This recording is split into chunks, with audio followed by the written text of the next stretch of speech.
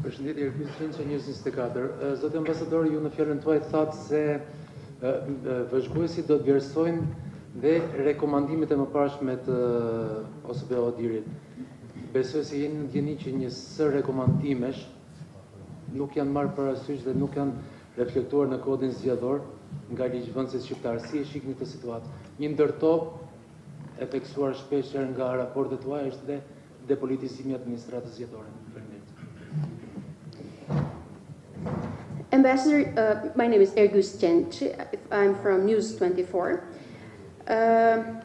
You mentioned, Ambassador, that your observers will assess, among others, the implementation of ODIHR prior recommendations. And I believe you are aware that a series of your recommendations have actually not been considered and not been reflected in our electoral code, and that includes the depoliticization of the election administration. Would you have a comment on that, please?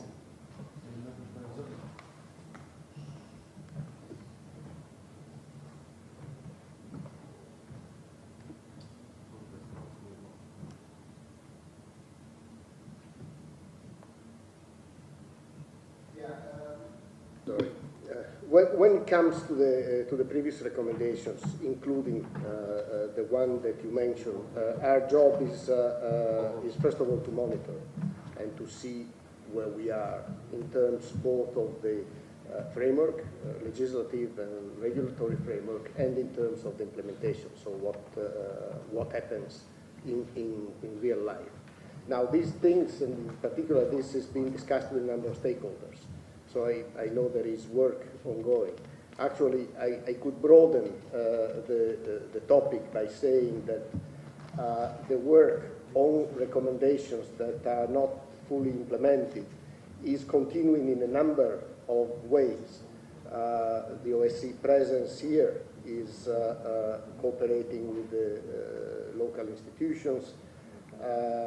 There is a regional program run by ODIHR for the whole Western Balkan region, where a number of initiatives are taken to assist the countries exactly in that area, implementing recommendations that are not, and this applies not only to Albania, but to all of the countries of the region.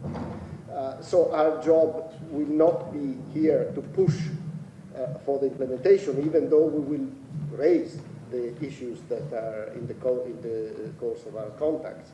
But our job is to observe where we are and to report on that. And that report will add the pressure to improve the situation. Yes, please. Atëherë, do thosha që puna jonë këtu është që të monitorojmë. Të monitorojmë së pari ku jemi me rekomandimet ndër të tjera në kuadrin ligjor dhe rregullator dhe në zbatimin e tij në jetën reale, në praktik. Në fakt, ne diskutuam edhe me aktorët kryesor në vend dhe e dim që puna për zbatimin e rekomandimeve edhe të atyre që nuk janë zbatuar ende pra vazhdon. Dhe unë fakt do ta zgjeroja edhe pak më shumë pyetjen tuaj dhe do thosha që për rekomandimet, përveç rekomandimet që ju përmendet, edhe për të tjera puna vazhdon në disa mënyra. E para përmes prezencës OSBE-s këtu në Shqipëri, e cila punon rregullisht me institucionet në vend. Një tjetër mënyrë është përmes një programi rajonal të ODIHR-it me vendet të Ballkanit. Ky program ka disa iniciativa pikërisht për zbatimin e rekomandimeve të tjera të ODIHR-it, jo vetëm për Shqipërinë, por edhe për vendet të tjera në rajon. Por edhe një herë puna jon këtu pra është jo të shtyjmë për zbatimin e tyre pikërisht tani, por të ngrem problemet që shohim, të vëzhgojmë, të tregojmë se ku jemi përmes raporteve tona, dhe kjo është një farë mënyre presioni për zbatimin e rekomandimeve ende të pazbatuara.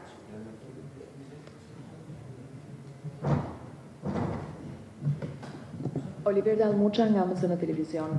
Zoti ambasador, duke qenë se një nga motorët kryesorë në fakt që nxit fushatën janë parat dhe buxheti që ndahet nga shteti, në terren në fakt është provuar që partitë politike financojnë fushatën e tyre me para të padeklaruara. E kemi provuar ne si gazetar, por ndërkohë është parë edhe ndër vite nga rekomandimet e OSBE-ut. Duke marrë parasysh që edhe kushtet aktuale kanë ndryshuar, a ka një mekanizëm më specifik misioni për të kontrolluar këto para, pra këto që janë të padeklaruara? Faleminderit. Oliver Tamucha from MCTV. MC, okay. I have a question about the financing of political parties.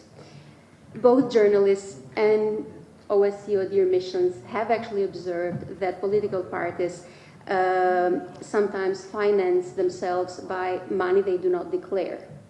So my question for you, Ambassador, is whether your mission has this time any specific mechanism to look into that.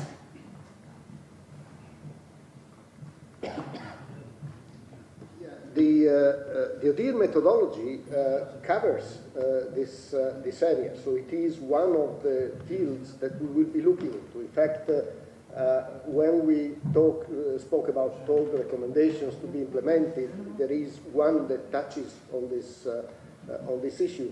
So we will certainly be looking at that in two different modes. One, to see what the situation is in general, taking into account also the issues that you raised with me. And the other looking at what has been implemented from past recommendations. So yes, there will be attention to this, which is because this is also one of the important areas.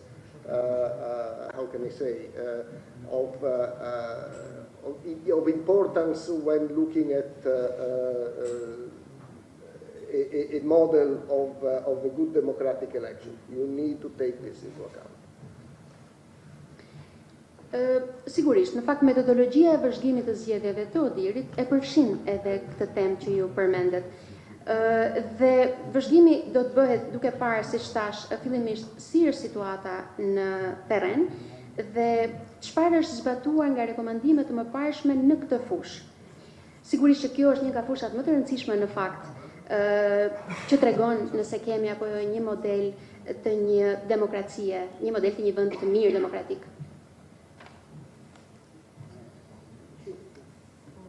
Thanks. Just to add to that a little bit, I mean, the issue of campaign finance is a major challenge in most countries, actually.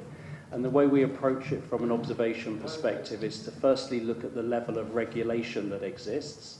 Does it provide for transparency and accountability? If the regulations do not go far enough, we